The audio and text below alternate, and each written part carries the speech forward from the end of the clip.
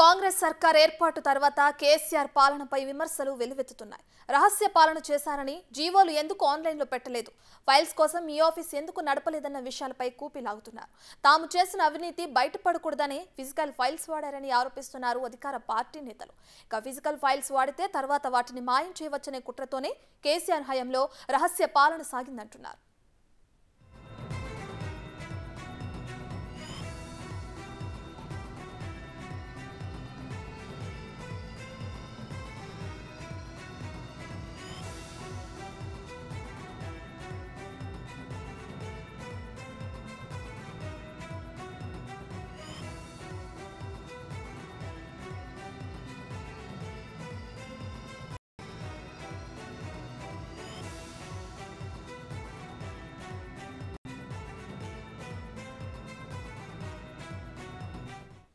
Right, ఇదే అంశానికి సంబంధించి మరింత సమాచారాన్ని మా ఇన్పుట్ ఎడిటర్ పవన్ అందిస్తారు. సో పవన్, చెప్పండి, అటు కేసీఆర్ పాలనలో రహస్య పాలన చేశారు, జీవోలు ఆన్లైన్లో పెట్టలేదు, ఆయన పాలనలో ఉన్నప్పుడు జారీ చేసిన జీవోలని ఎందుకు ఆన్లైన్లో పెట్టలేదు, ఫైల్స్ అన్ని ఫిజికల్గానే ఇది చేశారు, కావాలనే కుట్రతోనే ఇలా చేశారని చెప్పి అటు కాంగ్రెస్ నేతలైతే ఆరోపిస్తున్నారు. అసలు ఫిజికల్ ఫైల్స్ వాడటానికి మెయిన్ కారణాలు ఏమై ఉండొచ్చు, దీన్ని ఎలా చూడవచ్చు అంటారు పవన్?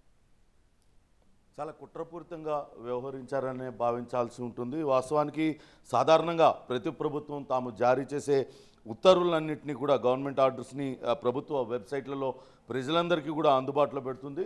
ఈ వెబ్సైట్లు రాకముందు మనకు గవర్నమెంట్ ప్రింటింగ్ ప్రెస్ల దగ్గర కూడా జీవోలను అమ్మేవాళ్ళు. కానీ ఆ వెబ్సైట్లు వచ్చిన తర్వాత ఏదైనా జీవో జారీ చేస్తే వాటిని అన్నింటినీ కూడా ఖచ్చితంగా వెబ్సైట్లో పెట్టాలి, ప్రజలందరికీ కూడా అందుబాటులో ఉంచాల్సిన అవసరం ఉంది. కానీ తెలంగాణ రాష్ట్రం ఏర్పడిన తర్వాత 2014 నుంచి ఇప్పటిదాకా కూడా జీవోలన్నీ కూడా అసలు ఏవి కూడా ప్రభుత్వ వెబ్సైట్లలో ఉంచడం లేదు, ప్రజలెవరికి కూడా అందుబాటులో ఉండడం లేదు. నియామకాలకు సంబంధించి జీవోలను కూడా రహస్యంగా ఉంచాల్సిన పరిస్థితి ఎందుకు వస్తుందనే ఆరోపణలు అయితే వెలువెత్తుతున్నాయి. ఇటీవల కాలంలో మనం చూసాం, అటు పశుసంవర్ధక శాఖ మంత్రి కావచ్చు, అటు విద్యాశాఖ మంత్రి గతంలో మంత్రులుగా ఉన్న వాళ్ళ కార్యాలయాల్లో నుంచి ఈ ఫిజికల్ ఫైల్స్ అన్నింటినీ కూడా తరలించుకుపోయే ప్రయత్నం చేస్తున్నారు.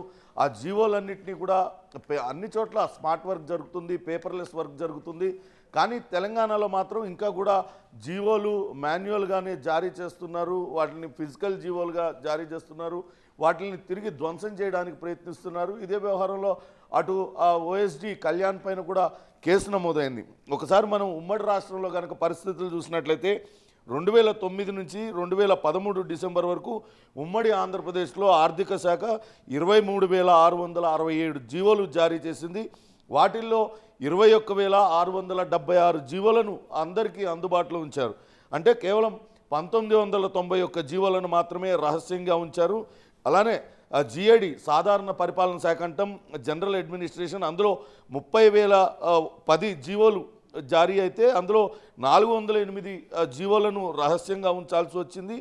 మిగతా 29,602 జీవోలను అందరికీ అందుబాటులో ఉంచారు. ఇక న్యాయశాఖలో 11,522 జీవోల్లో కేవలం ఒక్కదాన్ని మాత్రమే రహస్యంగా ఉంచారు. ఆరోగ్య కుటుంబ సంక్షేమ శాఖలో 8,976 జీవోల్లో కేవలం 4 మాత్రమే రహస్యంగా ఉంచారు. అంటే చాలా పారదర్శకంగా ఆ పాలనంతా కూడా కొనసాగింది. కానీ 2014 నుంచి కనుక మనం చూసినట్లయితే మొత్తం అన్నీ కూడా రహస్యంగానే ఉంటున్నాయి. దీనిపైన అనేక మంది ఇప్పటికే కోర్టుల్ని, న్యాయస్థానాన్ని ఆశ్రయించారు. అటు బీజేపీ కార్యవర్గ సభ్యుడు పేరాల శేఖరరావు కావచ్చు, కొన్ని ప్రజా సంఘాలు, కొన్ని ఎన్జిఓలు కూడా అటు న్యాయస్థానాన్ని ఆశ్రయించాయి. న్యాయస్థానం కూడా తీవ్ర అసంతృప్తిని వ్యక్తం చేసింది. వెంటనే వీళ్ళ జీవోలన్నీ కూడా ప్రజలకు అందుబాటులో ఉంచాలంటూ కూడా చెప్తూ వచ్చింది. కానీ ఎక్కడా కూడా జీవోలు అందుబాటులో ఉంచిన పరిస్థితి లేదు. పైపెచ్చు జీఓఐఆర్ ఆ వెబ్సైట్ కూడా అంతకుముందు కొంత యూజర్ ఫ్రెండ్లీగా ఉండేది. ఇప్పుడు చూసినట్లయితే అసలు అది ఎవరికి అందుబాటులో లేకుండా పోయింది. దీనిపైన అటు కాంగ్రెస్ నేతలైతే తీవ్ర ఆగ్రహం వ్యక్తం చేస్తున్న పరిస్థితి ఉంది. ప్రస్తుతం మనతో కాంగ్రెస్ అధికార ప్రతినిధి అద్దంకి దయాకర్ గారు మనతో లైవ్లో సిద్ధంగా ఉన్నారు. ఈ ఫిజికల్ జీవోలు ఎందుకు జారీ చేయాల్సి వస్తుంది, దీని వెనకాల ఉన్న రహస్యం ఏంటి, కేసీఆర్ ప్రభుత్వం పారదర్శకంగా జీవోలను ఎందుకు వెబ్సైట్లలో పెడతలేదు అనే పూర్తి వివరాలను ఆయన అడిగి తెలుసుకుందాం. నమస్తే అద్దంకి దయాకర్ గారు. సార్, మనం చూస్తున్నాం ఉమ్మడి ఆంధ్రప్రదేశ్లో, నేను ఇప్పటిదాకా చెప్పాను, అన్ని జీవోలను కూడా చాలా పారదర్శకంగా అందరికీ ప్రజలకు అందుబాటులో పెట్టారు. కానీ తెలంగాణ రాష్ట్రానికి పరిస్థితికి వచ్చేసరికి ఎక్కడా కూడా వెబ్సైట్లలో జీవోలను అందుబాటులో పెట్టడం లేదు. అన్నీ కూడా రహస్య పాలన కొనసాగుతుంది. దేనికోసం ఈ రహస్యం మెయింటైన్ చేస్తున్నారు? ఈరోజు కాంగ్రెస్ ప్రభుత్వం వచ్చిన తర్వాత ఏదైనా పారదర్శకంగా ఉండాలనే ఉద్దేశంతోనే మనం ఈరోజు ఆర్థిక శ్వేతపత్రం అసెంబ్లీలో ప్రవేశపెట్టినాం. ఏంటంటే ఇది డెమోక్రసీకి మూలం. ఎవరైనా సరే ఇప్పుడు రాజరికంలో కూడా రాజులు కూడా వారు చేసే పనులను ప్రజలకు వివరించేది. ఇగో ఇట్లా నేను చేయబోతున్నా, ఇది చేయబోతున్నా, ఇట్లా చేస్తున్నా, దీనికి వీళ్ళు అని చెప్పేసి ఒక మనం వెనకటికి తాళపత్ర గంధ్రాలు లెక్క లేకపోతే గుడ్డలతో కూడా బయట పెట్టేటోళ్ళు. ఇప్పుడు అది దాన్నే మనం జీవోలుగా గవర్నమెంట్ ఆర్డర్స్గా మనం దాన్ని తీసుకొచ్చుకున్నాం. అయితే ఏంది ప్రజాస్వామిక పాలన లేదు, ఇది చీకటి పాలన చెప్పడానికి అనే దానికే మీరు అంటున్న ఈ రహస్య జీవోలకు సంబంధించి ఫిజికల్గా ఓపెన్ చేసి అది సాధ్యమైనంత వరకు దాని టాస్క్ కంప్లీట్ కాగానే ఏదైతే అఫీషియల్ డాక్యుమెంట్ టాస్క్ కంప్లీట్ కాగానే దాన్ని ధ్వంసం చేసింది. ఈ ఆఫీస్ ఎందుకు నడవలేదు? ఈ ఆఫీస్ అనేది కాంగ్రెస్ గవర్నమెంట్ హయాంలోనే పెట్టినాం. ఎవ్రీథింగ్ ఆన్ పబ్లిక్ డొమైనే ఉండాలి. అంటే ప్రతి ఒక్క జీవో ఏ శాఖది అని అది సీఎంఓ నుంచి మొదలు పెడితే ప్రతి ప్రిన్సిపల్ సెక్రటరీ కానీ లేకపోతే చీఫ్ సెక్రటరీ కానీ లేకపోతే ఎలాంటివి వచ్చినా కూడా బయట చెప్పాల్సిన అవసరం ఉంది. అది ప్రజలు తెలుసుకునే హక్కును కోరి ఉన్నారు. ఎందుకంటే సమాచార హక్కు చట్టం మనం కేంద్ర ప్రభుత్వ చట్టం తీసుకొచ్చినాం. ఎవరు దేని కొరకు అడిగినా కూడా వాళ్ళకి సమాచారం అందుబాటులో ఉండే విధంగా ఉండాల్సిన పరిస్థితిలో వీళ్ళు మొత్తంగా కూడా ఒక ఏమంటారు మూక దోపిడీ అన్నట్టుగా ఉంటుంది. చూడండి, మీరు ల్యాండ్స్కి సంబంధించిన అంశంలో మీరు ఇంకా దృష్టి పెట్టండి. పెద్ద ఎత్తున హైదరాబాద్ చుట్టూ జరిగిన ల్యాండ్ కబ్జాలు కానీ ల్యాండ్ బదిలీలు కానీ అంటే ట్రాన్స్ఫర్స్ కానీ ఈ రిజిస్ట్రేషన్స్ కానీ పెద్ద ఎత్తున లక్షల కోట్ల రూపాయల వ్యవహారం జరిగింది. గతంలో కాంగ్రెస్ హయాంలో ప్రతి ఒక్కరు కూడా ఇప్పుడు ఎగ్జాంపుల్ ఎంఆర్ ప్రాపర్టీస్ లాంటి వాటి మీద మూమెంటే చేసాం తెలంగాణ జేఏసీగా ఉన్నప్పుడు. అలాంటివి మేము ప్రభుత్వంతో ఉన్న జీవోలను తీసుకొని ఉద్యమాలు చేయడానికి అవకాశం ఉంది. కానీ ఇప్పుడు ఉన్న పరిస్థితుల్లో ఈ ప్రభుత్వం వేల కోట్ల రూపాయల విలువైన భూములకు సంబంధించి కానీ వివిధ రకాల నియామకాలకు సంబంధించి కానీ వివిధ రకాల కేటాయింపులకు సంబంధించిన కానీ వాటిని అన్నిటి కూడా అక్రమాలకు పాల్పడడానికే ఇది రహస్యంగా ఉంచుతున్న అనేది మా యొక్క ఆరోపణ. డెఫినెట్ గా అప్పుడు మేము ఆరోపిస్తాం. సోమేష్ కుమార్ నియామకం జీవోకు సంబంధించి కూడా అది కూడా రహస్యంగానే ఉంచారు వీళ్ళు. అవును, అసలు అది అనెతికల్ కాదు, అన్పార్లమెంటరీ. అది ఏమంటారు అపాయింట్మెంట్. అది ఇట్లాంటి చాలా ఇప్పుడు మీరు అడ్వైజర్స్ కు సంబంధించిన అంశం నుంచి మొదలు పెడితే వాళ్ళ యొక్క జీతాలకు సంబంధించిన అంశాల్లో కూడా కొంత గోప్యత ఉంది అనేది మనకున్న తెలిసింది. కానీ ఇప్పుడు మేము ప్రభుత్వంలో ఉన్నాం. డెఫినెట్ గా ఈ రోజు ప్రజలకు ఏ విధంగా ఆర్థిక శ్వేతపత్రంతో ఆర్థిక పరిస్థితిని తెచ్చిన అప్పులను ఉన్న నష్టాన్ని చెప్పినామో రేపు వీళ్ళు చీకటి పాలనలో ఏ విధమైన రహస్యమైన నియామకాలు కానీ రహస్యంగా దోపిడీ జరిగిందో అది కూడా చెప్పే ప్రయత్నం చేస్తాం. పరిపాలన ఇట్లా ఉండదు. భారత ప్రజాస్వామ్యంలో ఏ రాష్ట్రం నాకు తెలిసి ఇంత పెద్ద ఎత్తున అక్రమాలకు పాల్పడ్డ చరిత్ర లేదు. పైగా ఏక ఛత్రాధిపత్యంగా ఏక కుటుంబమే, ఆ నలుగురికి కూడా కాదు, ఆ ఇద్దరి ముగ్గురికి కూడా తెలిసి మాత్రమే కొన్ని జరిగినాయి. ఇది ప్రజాస్వామ్యానికి వ్యతిరేకం. దాన్ని తీవ్రంగా కాంగ్రెస్ పార్టీ వ్యతిరేకించింది. కాబట్టి దాన్ని బట్టబయలు చేయాల్సిన బాధ్యత మా మీదనే ఉంది, ప్రభుత్వంలో ఉన్న దాని మీద. ఇప్పుడు ఏమంటాం, వాళ్ళు చేసిన మసకను కడగడానికే చాలా సమయం పట్టేటట్టుగా ఉన్నది. కానీ ఇంకోటి ఏంటంటే ఇంత పారదర్శకత ప్రజాస్వామ్యం ఉండాల్సిన స్థితిలో ఇంత గోప్యత ఉన్నప్పుడు నేనంటున్న కేంద్ర ప్రభుత్వం కూడా ఎందుకు దీన్ని పట్టించుకోలేదు? ఎందుకు కోర్టులు ఆదేశాలు జారీ చేసాయి, అన్నీ కూడా జీవోలు పారదర్శకంగా ప్రజలందరికీ అందుబాటులో ఉంచాలని కోర్టులు చెప్పినా కానీ కోర్టులను కూడా బేఖాతరు అన్నారు. వీళ్ళు ఎటువంటి జీవోలు కూడా పెట్టలేదు. ఒక్క హోంశాఖ నుంచే విడుదలైన మొత్తం 7,945 జీవోల్లో 5,371 జీవోలు రహస్యంగా ఉంచాల్సిన పరిస్థితి ఎందుకు వచ్చిందంటారు తెలంగాణ రాష్ట్రంలో? ఇప్పుడు అదే అంటే హోమ్ అనేది ఎంత సీరియస్ ఏమంటారు శాఖ, దానికి సంబంధించిన ట్రాన్స్ఫర్స్ కానీ వాటికి సంబంధించి అంటే పోలీసు శాఖను గుప్పుట పెట్టడానికి, రెవెన్యూ శాఖను గుప్పుట పెట్టుకోవడానికి, మున్సిపల్ మీరు ఎల్ఆర్ఎస్ బిఆర్ఎస్ని కూడా మీరు తవ్వితే మేము ఒక కేసు కూడా వేసినాం. అసలు ఈ మున్సిపల్ చట్టాల్లో ఆయన వీటిని అన్నిటి కూడా అక్రమాలకు తెగబడ్డాడు. ఏది మున్సిపల్ చట్టాల్లో భూములకు సంబంధించిన ఏమంటారు పరిమితి వాటికి సంబంధించిన అంశాల్లో కూడా మున్సిపల్ చట్టాల్లో పెట్టి కూడా దోచుకున్న చరిత్ర ఉంది హైదరాబాద్ చుట్టుపక్కల ప్రాంతాల్లో. నేను ఒక మాట అంటున్నా, ఈ ఎంక్వైరీ అనేది పూర్తిగా ప్రభుత్వ అక్రమాల కోసమే ఒక శాఖ పెట్టాల్సిన పరిస్థితి వచ్చేటట్టుంది. ఈ ఏసీబీ ఈ తర్వాత enquiry of the police, enquiry of the CID, ఇట్లాంటి కంటే కూడా ఇంత అక్రమాలకు తెగవడం వెనుక అసలు ఉద్దేశం ఏంటంటే నన్ను ఎవరేం చేయలేరు, నా ప్రభుత్వమే కొనసాగుతుంది, నేను ప్రజల్ని మభ్యపెడతా, ఏం చేసినా కూడా నన్ను అడిగేటోళ్ళు ఎవరు లేరు. ముఖ్యంగా నేను చెప్తున్నా, పోలీసులు ఎందుకు కిమ్మనకుండా ఇన్ని రోజులు ఉన్నారనేది, ఇప్పుడు ఒకటేసారి ఎందుకు స్వేచ్ఛగా ఉన్నారని చాలా మంది పోలీసు మిత్రులు ఈ మమ్మల్ని దూడంగానే ఒక ఒక ఒక పెద్ద ఎత్తున వాళ్ళకి సంతోషం కనపడుతుంది. నేను సెక్రటరియట్ పోయినా లేకపోతే అసెంబ్లీలో నిన్న చూసినా కూడా, అరే ఇన్ని రోజులు మొత్తం వాళ్ళ వైపు, వాళ్ళను కూడా డీజీపీ నుంచి మొదలు పెడితే కింద ఉండే ఎస్ఐ వరకు కూడా ఎమ్మెల్యే కంట్రోల్లో, మంత్రుల కంట్రోల్లో, డిఎస్పీలు మంత్రుల కంట్రోల్లో, ఎస్పీలు ఇట్లా ఉంచిండ్రు. ఎందుకు? వాళ్ళని వీలైనంత ఎవరు వాళ్ళ మాట వినకపోతే వాళ్ళని ట్రాన్స్ఫర్ చేసు, లేకపోతే వాళ్ళ మీద కక్ష సాధింపు చర్యలు తీసుకోవడం అనేది జరిగింది. కానీ ప్రభుత్వం, మేము కాంగ్రెస్ పార్టీగా ప్రజలకు రక్షకులుగా పోలీసులను ఉంచుతాం, ప్రజలకు రక్షకులుగా మేముంటూనే ప్రజలకు సేవకులుగా ఉంటూనే ఈ అక్రమాలకు తెగబడిన ప్రభుత్వం యొక్క, గత ప్రభుత్వం యొక్క తీరును డెఫినెట్ గా శాసనసభే కాదు బయట కూడా చేస్తాం. ఇది పరిపాలన కాదు. ఇటీవల మనం చూసాం, కాంగ్రెస్ పార్టీ అధికారంలోకి రాబోతుంది, కాంగ్రెస్ పార్టీకి పూర్తి మెజారిటీ వస్తుందని తెలవగానే మాజీ మంత్రి పశుసంవర్ధక శాఖ మంత్రి తలసాని శ్రీనివాస్ యాదవ్ కార్యాలయంలో మొత్తం జీవోలన్నింటినీ కూడా చింపి కుప్పలు పోశారు. మా విద్యాశాఖ మంత్రి కార్యాలయం నుంచి కొన్ని జీవోలను ఎత్తుకుపోవడానికి ప్రయత్నించారు. ఏకంగా టూరిజం ఆ కార్యాలయంలోనే మంటలు చెలరిగి జీవోలన్నీ కూడా కాలిపోయిన పరిస్థితి. వీటిలన్నిటి వెనకాల ఖచ్చితంగా ఏదైనా కుట్రకోణం ఉండే అవకాశం ఉంటుందా? వాళ్ళపై చర్యలు తీసుకోబోతుంది ప్రభుత్వం.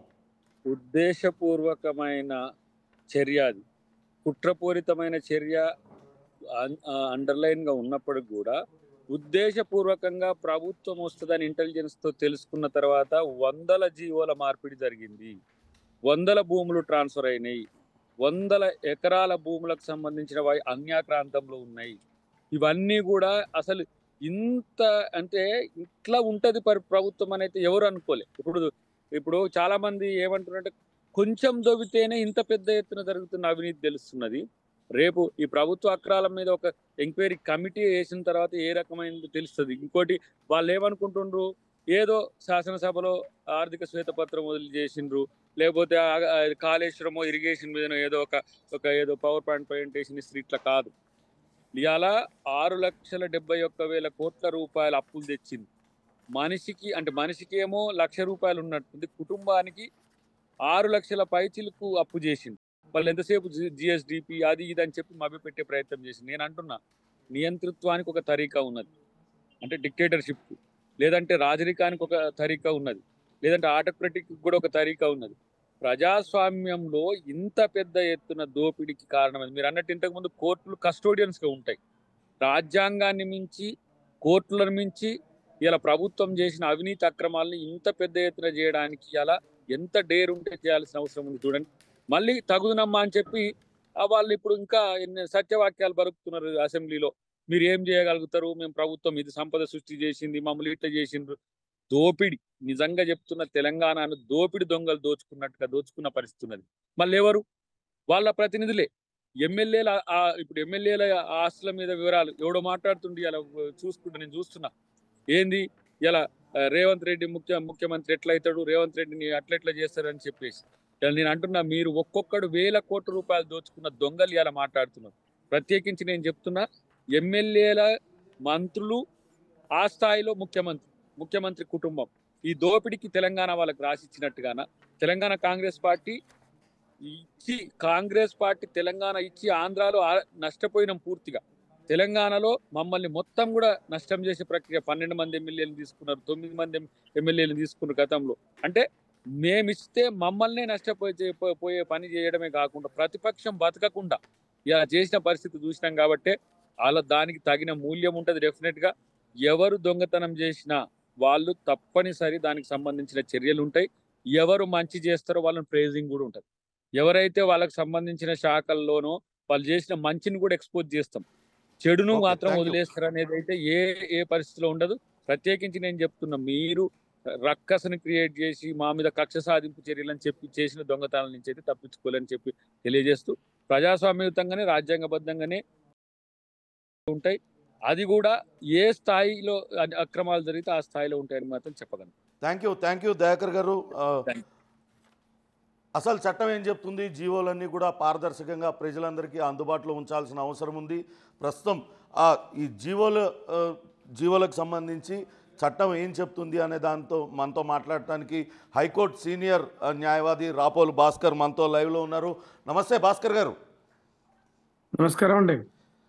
సార్, అసలు చట్టం ఏం చెప్తుంది? జీవోలు ప్రజలందరికీ అందుబాటులో ఉంచాలని గతంలో హైకోర్టు కూడా ఆదేశాలు జారీ చేసింది. అయినా హైకోర్టు ఆదేశాలను కూడా ఎక్కడ కూడా పట్టించుకున్నట్లుగా ప్రభుత్వం కనపడతలేదు.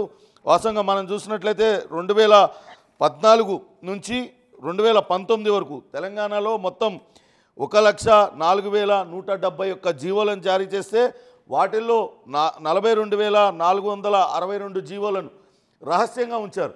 ఇది కేవలం కేసీఆర్ మొదటిసారి ముఖ్యమంత్రి అయినప్పుడు ఇన్ని జీవోలను రహస్యంగా ఉంచారు. రెండోసారి తిరిగి ప్రభుత్వం ఏర్పాటు చేసిన తర్వాత ఆ సంఖ్య డబల్గా మారింది. దాదాపుగా 1,00,000కు పైగా జీవోలు రహస్యంగా ఉంచారు. దీన్ని ఎలా చూడాలంటారు?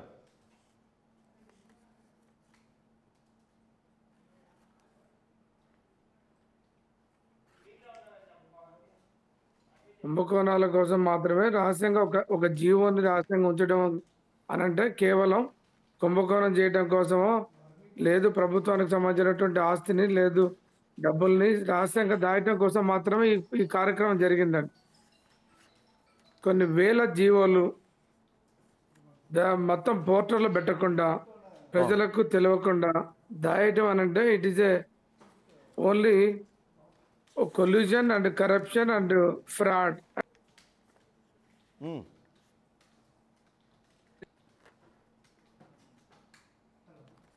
హలో, చాలా జీవోలను రహస్యంగానే ఉంచారు. ఆ గతంలో బీజేపీ నేత శేఖర్రావు ఒక పిటిషన్ దాఖలు చేశారు. తర్వాత వాచ్ ఫర్ పీపుల్ అనే ఒక స్వచ్ఛంద సంస్థ వాళ్ళు జీవోలు రహస్యంగా ఉంచడం పైన వాళ్ళు కూడా ఒక పిటిషన్ దాఖలు చేశారు. దీనిపైన సుదీర్ఘంగా విచారణ జరిగింది. రహస్యంగా ఉంచాల్సిన అవసరమే ఉంది, వెంటనే వాటినన్నింటినీ కూడా వెబ్సైట్లో ఉంచాలని చెప్పారు. అయినా కూడా ఈ ఫిజికల్ జీవోల జారీకే మొగ్గు చూపుతుంది, ఎక్కడ కూడా అందరికీ అందుబాటులో ఉంచలేదు. దీనిపైన ఎట్లా చూడాలంటారు? ఖచ్చితంగా కోర్టు ధిక్కరణకు పాల్పడింది. కోర్టు ఏం చర్యలు తీసుకోదా వాళ్ళపైన? అవునండి, ఇదంతా కోర్టు ఆల్రెడీ హైకోర్టులో పెద్ద సుదీర్ఘమైనటువంటి చర్చ జరిగింది. జీవోలన్నిటి కూడా పబ్లిక్ డొమైన్లో పెట్టాలని డైరెక్షన్ ఇచ్చిర్రు. విపరీతమైనటువంటి ఆగ్రహం కూడా వ్యక్తం చేయడం జరిగింది. వ్యక్తం చేసిన తర్వాత కూడా ప్రభుత్వం ఏంటంటే అప్పుడు ఉన్నటువంటి ప్రభుత్వం జీవోలన్నిటిని కూడా వెబ్సైట్లో పెట్టలేదు, పబ్లిక్ డొమైన్లో పెట్టలేదు. ఇది ప్రభుత్వం కోర్టు ఆదేశాలను కూడా ఆదర్ చేయలేదు. కాకపోతే ఏంటంటే కంటెంప్ట్ ఆఫ్ కోర్ట్స్ వేయాలన్నప్పుడు ఖచ్చితంగా సంబంధిత వ్యక్తి ఎవరైతే కోర్టుకు వచ్చిర్రో, పబ్లిక్ వాచ్ అనేటటువంటి పేరుతోటి కోర్టుకు వచ్చిండ్రో ఆయన ఏం చేయాలంటే ఖచ్చితంగా కోర్టుకు వచ్చేసి ప్రభుత్వ ఆదేశాలను అమలు పరచలేదు, ప్రభుత్వం కోర్టు ఆదేశాలను అమలు పరచలేదు కాబట్టి యాక్షన్ తీసుకోమండి అని కంటెంప్ట్ ఆఫ్ కోర్టు వేస్తే ఖచ్చితంగా శిక్షకు అర్హులు అవుతారండి. అంటే చట్టం ఏం చెప్తుందండి? జీవోలన్నీ ఖచ్చితంగా పారదర్శకంగా ప్రజలందరికీ అందుబాటులో ఉంచాలని చెప్తుంది కదా. అంటే ఏం సెక్షన్ అప్లికబుల్ అవుతుంది దీనికి? ఆర్టీఐ చట్టంలోనైతే సెక్షన్ 4(1)(c) కింద ప్రభుత్వం ప్రతి సమాచారాన్ని ప్రజలకు అందుబాటులో ఉంచాలని చెప్పింది.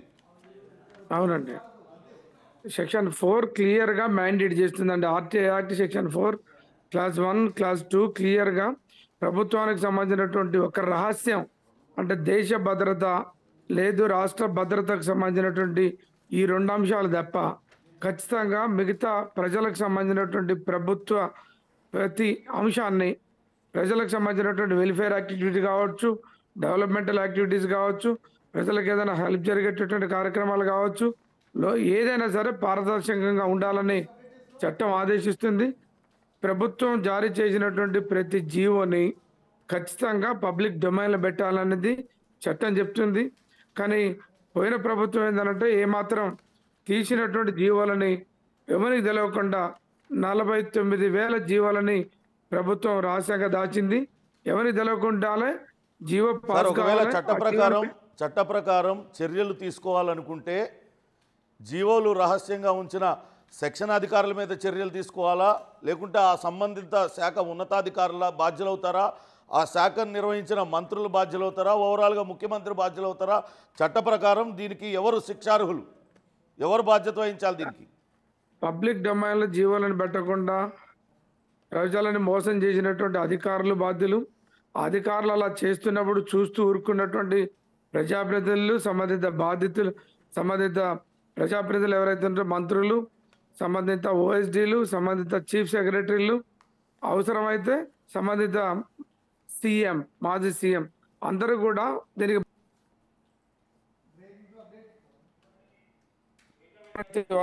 ప్రతి వ్యక్తులు కూడా వాళ్ళకందరికి కూడా నేరంలో భాగమే. వీళ్ళందరూ కూడా ఐపీసీ 420, 417, 406, 409 తర్వాత 120B అన్నట్టు ఐపీసీ సెక్షన్ల ప్రకారం నేరం. తర్వాత section 7 and section 13 of prevention of corruption act కింద కూడా వీళ్ళందరూ కూడా నేరస్తులు అవుతారు. థ్యాంక్ యూ భాస్కర్ గారు. జీవోలను రహస్యంగా ఉంచడం అనేది చట్టపరమైన నేరము. వాళ్ళు ఖచ్చితంగా రాజ్యాంగం కల్పించిన ప్రజలకు కల్పించిన హక్కుల్ని ఉల్లంఘిస్తున్నారు, కుట్రపూరితంగా వ్యవహరించారు. వాళ్ళ పైన 120B సెక్షన్ కూడా వర్తిస్తుందంటూ హైకోర్టు సీనియర్ న్యాయవాది రాపోలు భాస్కర్ చెప్తున్నారు. వాస్తవానికి జీవోలు 3 రకాలుగా ఉంటాయి. జీవో ఎంఎస్ అంటారు, మాన్యువల్ స్క్రిప్ట్ అనేది, తర్వాత జీవో ఆర్టీ, జీవో పి అంటే ప్రింటెడ్.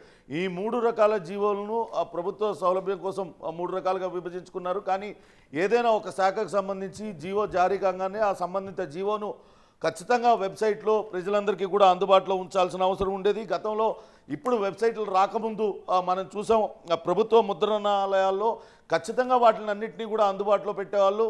కానీ మనం చూసినట్లయితే ఉమ్మడి ఆంధ్రప్రదేశ్లో 2009 నుంచి 2013 వరకు కూడా అనేక జీవోలు జారీ అయిన జీవోలు అన్నీ కూడా పారదర్శకంగా అప్పుడున్న కాంగ్రెస్ ప్రభుత్వం అన్నిటినీ కూడా అందులో వెబ్సైట్లలో ఉంచింది.